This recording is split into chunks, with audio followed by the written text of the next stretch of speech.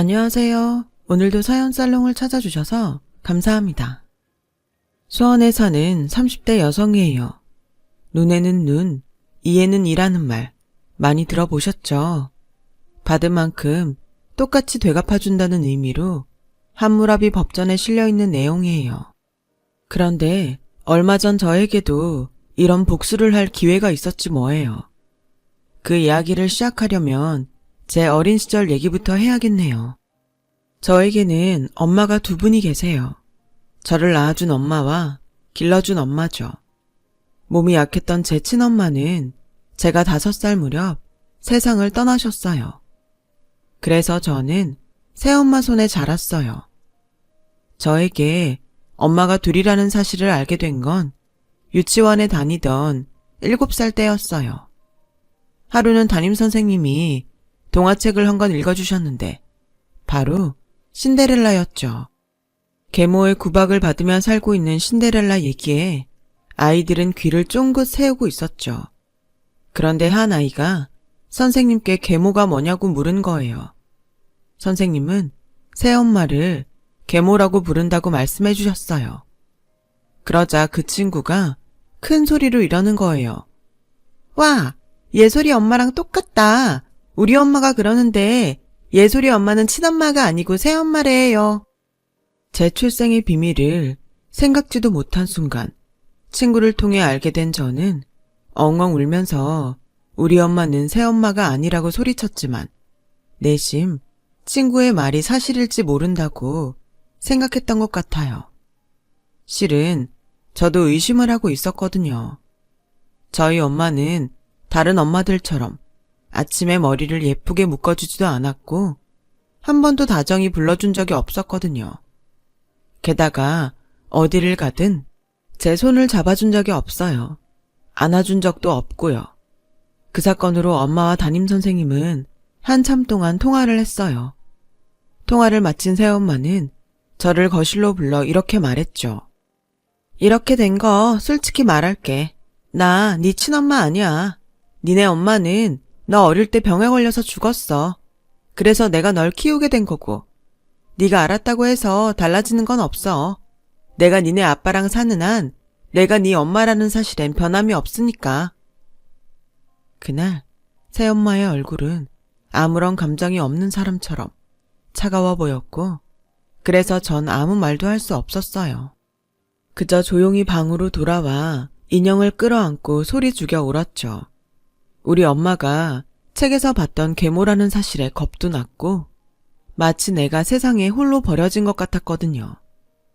그렇게 한참을 울다가 잠이 들었는데 밖에서 시끄러운 소리가 들렸어요. 아빠와 새엄마가 낮에 있었던 일로 다투셨던 거죠. 제 방까지 소리가 들릴 정도로 엄청 심하게요.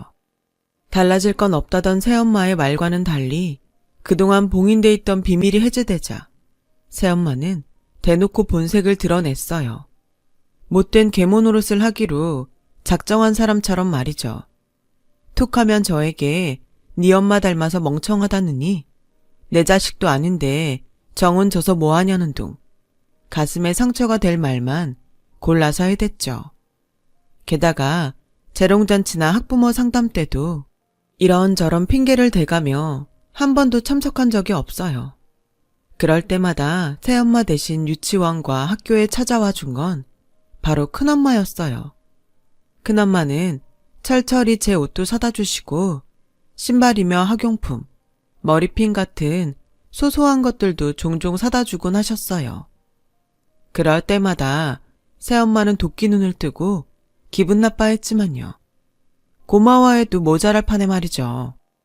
형님, 아무리 내 배 아파 낳은 딸은 아니지만 그래도 이런 정도는 저도 다 챙겨주고 있어요. 꼭 그렇게 유난을 떨어선 저를 나쁜 계모 취급을 해야 호련하겠어요? 그렇게 예솔이가 가여우면 차라리 형님이 데려다 키우지 그래요? 자기네 애들이나 챙길 일이지 괜히 오지랖을 떨어선 사람 속을 뒤집어. 암튼 다음부턴 이런 거 사오지 마세요. 아이고, 알았어. 내가 동서 꼴 보기 싫어서라도 다시는 안 사와.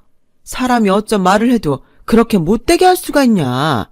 난 그래도 저 어린 거 생각해서 이러는 건데. 결국 그날 이후 큰엄마는 제 선물을 사들고 찾아오는 일을 그만두셨어요. 대신 종종 저희 학교 앞으로 찾아와 떡볶이도 사주시고 용돈도 지어주고 가셨죠.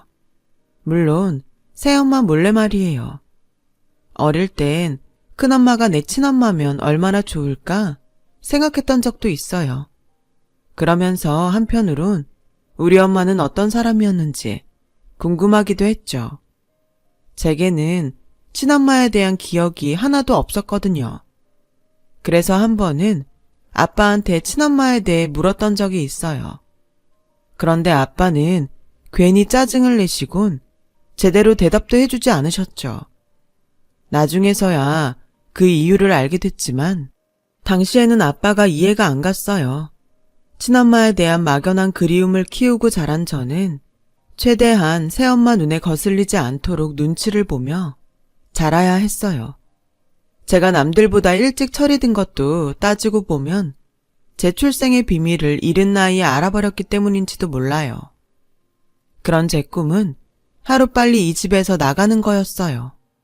그러기 위해서는 서울에 있는 대학에 들어가야 했고, 그래서 인서울 대학을 목표로 죽어라 공부했어요.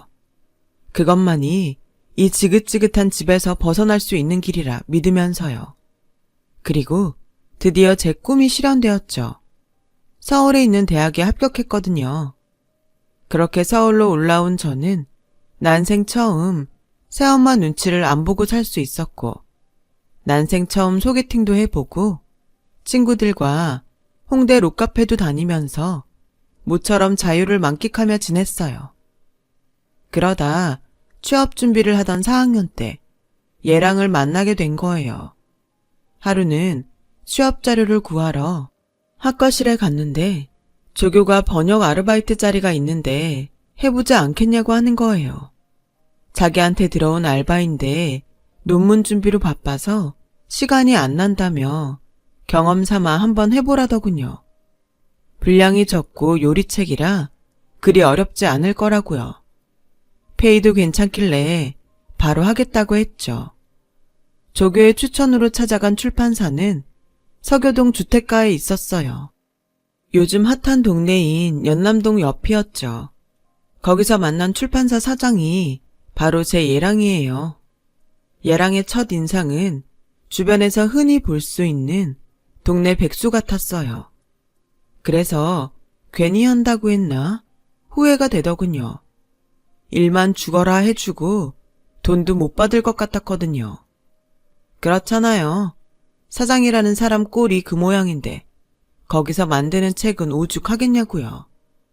그래서 여차하면 거절을 하고 나오려는데 그런 제 마음을 읽었는지 그러는 거예요. 페이는 제 날짜에 드릴 테니 걱정 마세요. 규모는 작지만 매출은 괜찮은 편이거든요. 저 학교 후배라고 노동력 착취하는 꼰대는 아닙니다. 그 말에 괜히 미안하더라고요. 겉모습만 보고 사람을 판단한 제가 너무 창피하기도 했고요. 그래서 군말 없이 알바를 시작했어요. 그런데 일하면서 보니까 그동안 꽤 괜찮은 책들을 많이 만들었더라고요. 그중에는 저도 구입한 책도 몇 권 있었고요. 주로 번역서를 취급하는데 이름만 들어도 알만한 번역가들과 작업을 하고 있어서 애독자층도 형성돼 있었고요. 능력으로만 따지고 본다면 솔직히 저 같은 게 명함을 내밀 곳은 결코 아니었어요. 그런데 주제도 모르고 거절을 하려고 했더니 지나가던 개가 웃을 일이었죠. 암튼 2달여 정도 번역 일을 하면서 정말 많은 걸 배울 수 있었어요. 돈을 주고도 못 배울 것들을 돈까지 받으며 배웠으니 정말 운이 좋았던 거죠.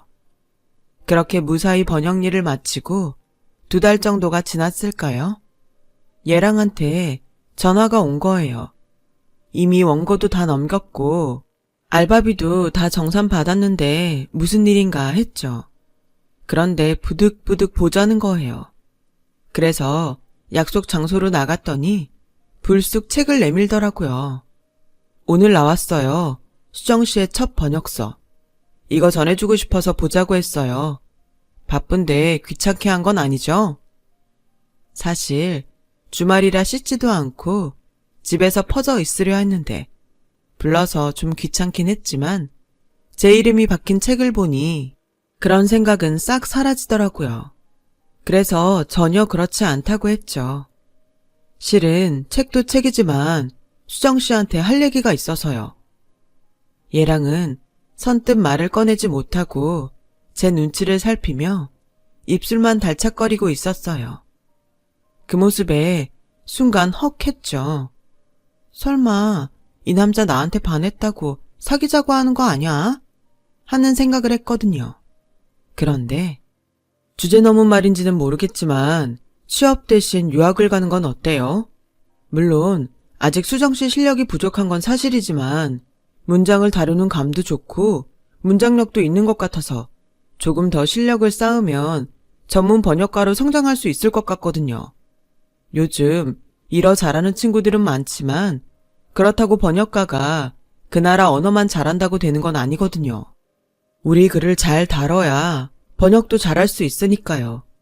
그런 의미에서 수정 씨는 충분히 경쟁력이 있어요. 그 말 해주고 싶어서 보자고 했어요.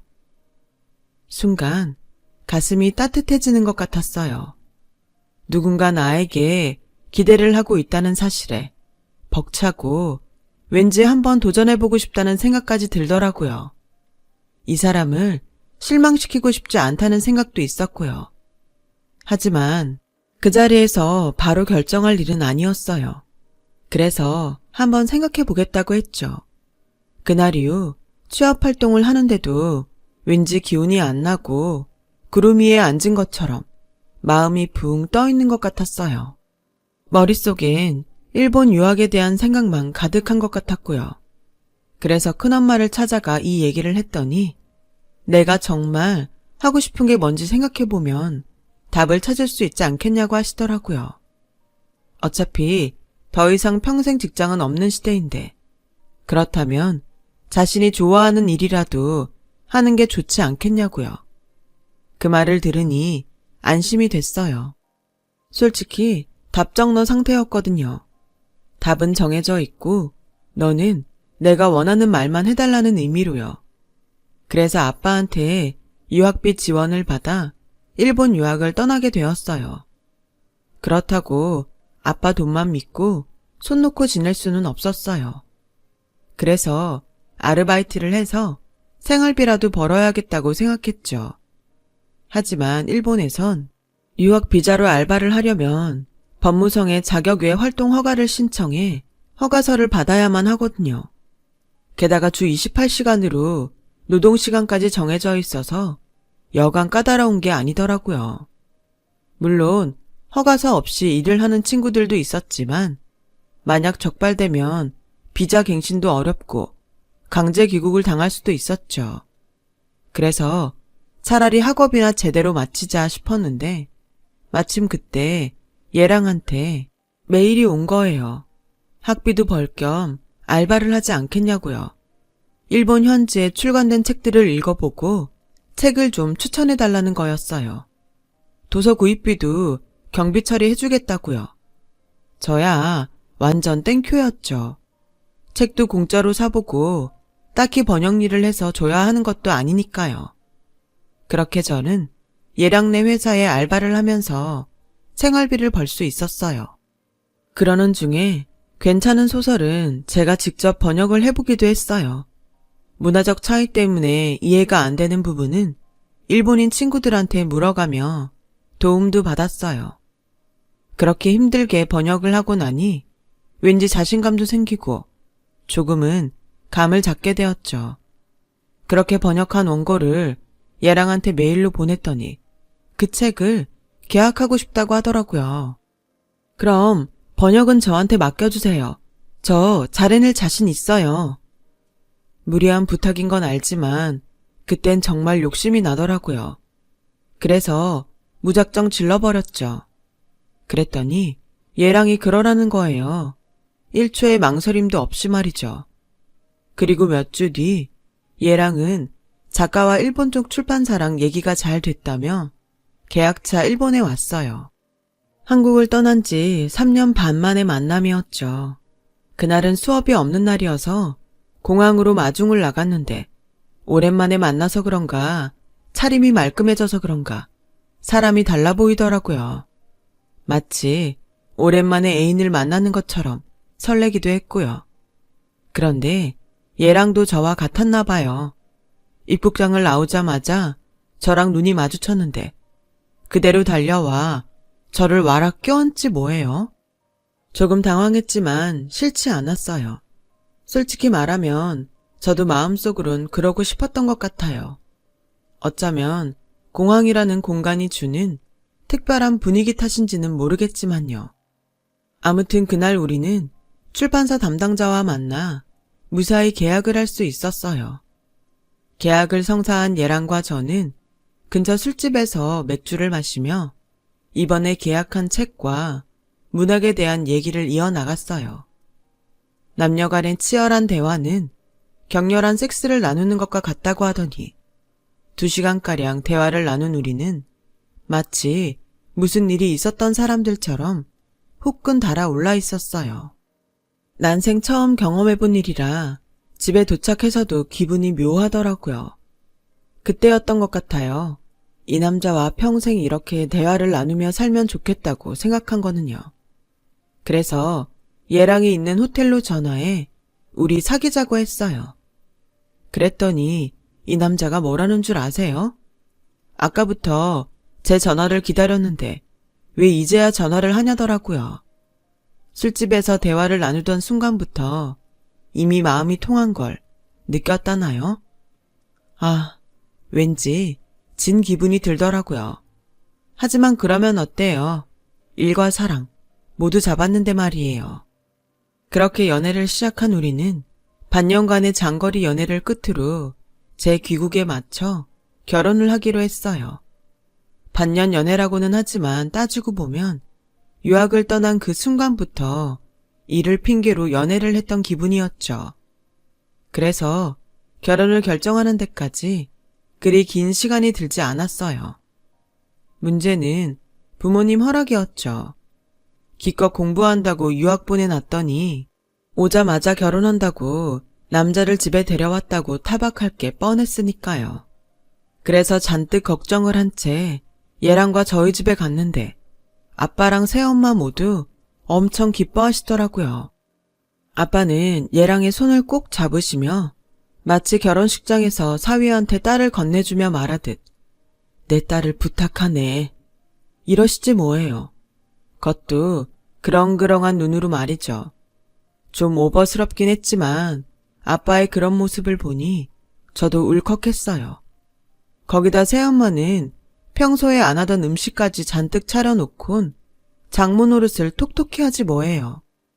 여자는 시집가면 출가 외인 아닌가? 그러니 자네가 우리 애 좀 잘 챙겨주게. 내 부탁 좀 함세. 당시엔 몰랐지만 새엄마의 그런 행동에는 나름의 이유가 있었어요. 아빠가 대장암 말기로 시한부 판정을 받은 상태였더라고요. 안 그래도 눈에 가시인 제가 스스로 나가 떨어져 준다고 하니 좋아 죽겠던 거죠. 저희 아빠 재산도 다 자기 손에 들어갈 테니 말이에요. 시댁에서도 결혼 허락을 받은 우리는 그해 가을 결혼식을 올리기로 했어요. 그런데 여름 무더위가 끝나가던 무렵 아빠가 세상을 떠나시고 만 거예요.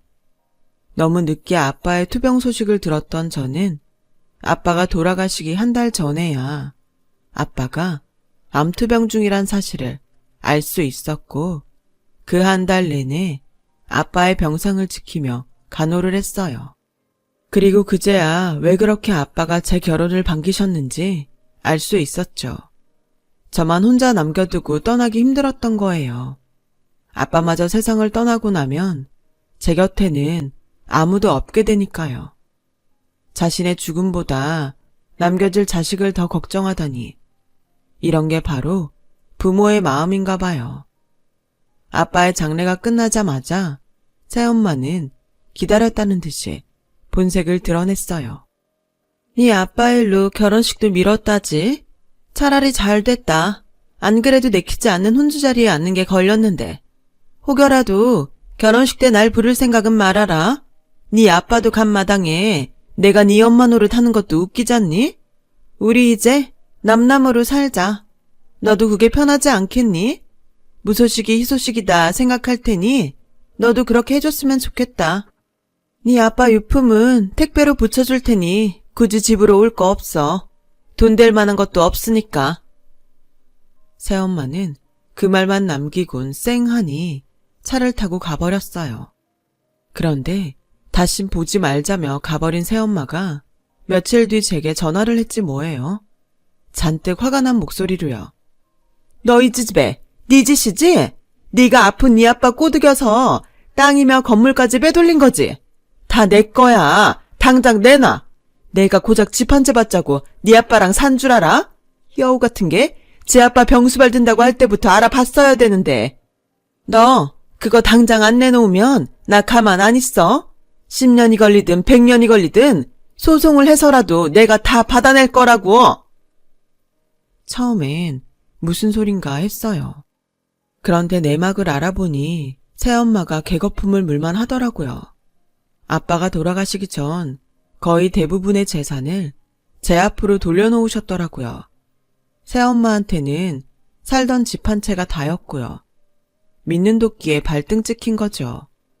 늙은 남편 죽고 말년에 노났구나 생각을 했을 텐데 말이에요. 아빠 덕분에 생각지도 않은 재산이 생겼지만 하루아침에 천의 고아가 된 저는 마음이 심란했어요. 무엇보다 시댁에 어떻게 얘기해야 할지 막막하더라고요. 아빠 일로 결혼도 미뤘는데 이제와 엄마도 결혼식에 참석 안 하겠다고 말해야 했으니까요. 그래서 답답한 마음에 큰엄마를 찾아갔는데 거기서 놀라운 사실을 알게 된 거예요. 엄마가 살아있다고요? 어디에요? 저희 엄마는 병으로 세상을 떠난 게 아니라 아빠가 당시 자기 비서였던 새엄마와 불륜을 저질러 아들을 낳자 손자 욕심에 친할머니가 엄마를 내쫓고 새엄마를 집에 들인 거였어요. 엄마가 저를 데리고 나가겠다고 하자 엄마 친정 식구들까지 협박해 결국 엄마 혼자 집을 나가게 된 거였죠. 그런데 그 후 새엄마가 낳은 아들이 태어나고 얼마 안 돼 시름시름 앓다 죽어버려서 새엄마는 저를 유독 미워했던 거였어요. 제가 있는 한 언제고 안주인 자리에서 밀려날지도 모른다는 노파심 때문이었죠. 큰엄마가 저를 유독 챙겼던 건 저희 엄마한테 부탁을 받았기 때문이었어요. 계모 손에 맡겨진 딸이 걱정돼 주변을 맴돌며 지켜보고 있었지만 그걸로는 안심이 안 됐던 거죠.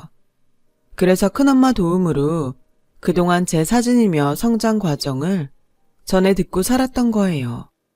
네 아빠도 가고 난 판에 뭘 더 속이겠니? 이참에 엄마 한번 찾아가 보는 게 어떠니? 네 엄마 아직 혼자야. 이렇게 된 거 시댁에 말씀드리고 혼주석에 엄마를 앉혀야 하지 않겠니? 네 엄마 한순간도 너 잊은 적 없다. 그건 내가 보증해. 그러니까 수정아, 엄마 찾아가 봐. 아빠가 죽자 죽은 엄마가 살아나다니 믿을 수가 없었어요.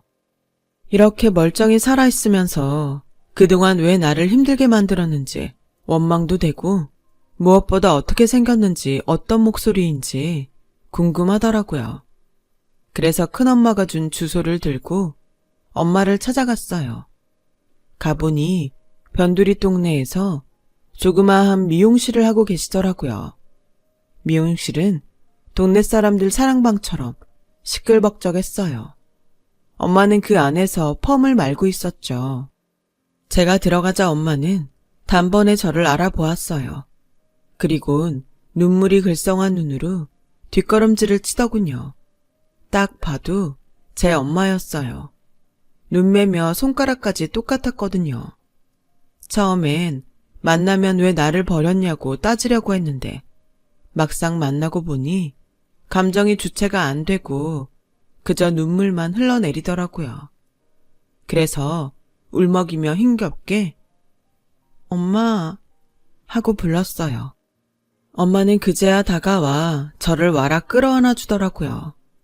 눈물의 모녀상봉을 눈앞에서 관람한 아주머니들은 마치 자신의 일인 양 눈시울을 붉히며 잘됐다를 연발했어요. 그날 밤 엄마와 전 그간 살아온 얘기를 하느라 꼬박 밤을 새우고 말았어요. 그리고 며칠 뒤 저는 시댁에 찾아가 저희 집 상황을 솔직히 말씀드렸어요. 그랬더니 다들 당황하더라고요. 특히 시어머니가요. 안 그래도 저희 쪽 때문에 결혼까지 미뤄진 와중에 불편한 집안사까지 전해 듣자 표정이 확 바뀌곤 냉랭해지셨어요. 그리곤 직접 저희 엄마를 만나봐야겠다고 하시더라고요. 그래서 얼마 뒤 약속을 잡아드렸는데 두 분이 얘기가 잘 됐는지 아무 일 없다는 듯 혼사를 진행하게 된 거예요.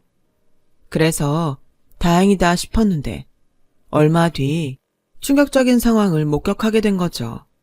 예랑과 함께 시댁 근처로 외근을 나왔다가 온 김에 시어머님을 뵈러 시댁에 들렀는데 글쎄 저희 엄마가 시댁 거실에서 걸레질을 하고 있지 뭐예요. 저희가 온 것도 모르고 시어머니는 저희 엄마 앞에서 차를 마시며 거드름을 피우고 있었죠. 어쩌나 사돈한테 이런 걸 시켜서 우리 집 도우미 아줌마가 다치지만 않았으면 이런 결례는 없었을 텐데 내가 평생 집안일은 안 해놔서 집안일을 할 수가 있어야죠. 일도 해본 사람이나 한다고 팔자가 이런 걸 어떡해요. 말이 났으니 말인데 어떻게 자식 버리고 집을 나갈 생각을 했대요? 나 같으면 생각도 못할 일인데 막말로 자식 버리고 집 나간 엄마가 어디 엄만가? 안 그래요? 내가 어지간하면 그런 집구석이랑은 사돈 안 하려고 했는데 이렇게 부탁도 들어주고 앞으로도 우리 집에 충성을 다한다니 어쩌겠어요. 사람 하나 살린다 셈치고 봐줘야지. 거지 동량 주는 심정으로 받아주기로 한 거니까 고마운 줄 알아야 돼요. 괜히 안사돈 대접받겠다고 나오면 정말 곤란해요. 알았죠? 순간 피가 거꾸로 솟았어요. 그래서 달려들어가 엄마를 일으켜 세우곤 버럭 질렀어요. 엄마, 여기서 뭐 하는 거야? 엄마가 왜 여기서 이러고 있냐고. 게다가 충성을 다한다니? 엄마가 무슨 충성을 다해? 대체 왜? 나 엄마가 이런 되먹지 않은 여자한테 이런 대접 받으라고 결혼한 거 아니야. 이깟 결혼 안 하면 그만이야. 그러니까 이런 식으로 나한테 미안한 마음 갚으려고 하지 말라고. 딸 때문에 인간 같지 않은 것들한테 고개 숙이고 당하지 말란 말이야. 엄마가 이러면 나 정말 힘들어. 그러니까 하지 말라고. 제 눈물에 엄마는 눈시울을 붉히며 걸레를 내려놓았어요.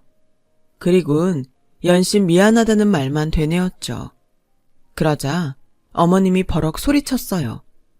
지금 뭐 하는 짓거리야? 누가 보면 내가 네 엄마를 강제로 부려먹은 줄 알겠다. 이봐요 안사돈. 내가 언제 강제로 와서 일하라고 하던가요?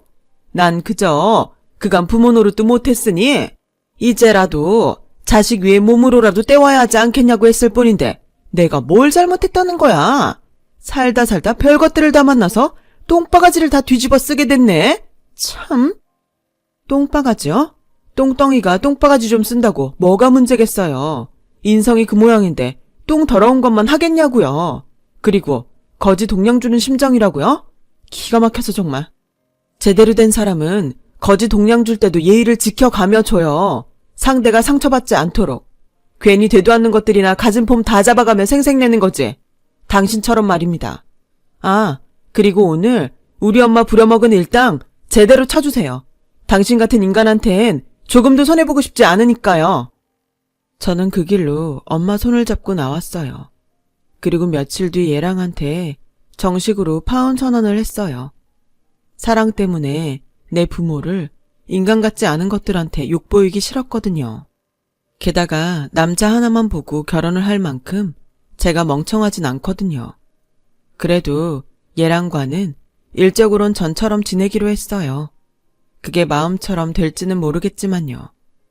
그리고 얼마 전 저는 엄마랑 살림을 합쳤어요. 오랜 시간 떨어져 지낸 만큼 아직은 서로가 낯설고 때론 어렵기도 하지만 그렇게 부딪히며 살아봐야 오히려 가까워질 것 같거든요. 볶음밥도 지지고 볶아야 온전히 잘 섞이는 것처럼 말이죠. 엄마와 못다 보낸 시간 행복하게 보내보려 합니다. 지금까지 제 사연을 들어주셔서 감사드립니다. 저처럼 더 희망찬 일들이 여러분을 기다리고 있을 거예요. 항상 행복하세요. 여러분, 사연 댓글에 응원과 현명한 조언 부탁드려요. 좋아요와 구독은 저에게 큰 힘이 됩니다. 오늘도 좋은 일 가득하세요.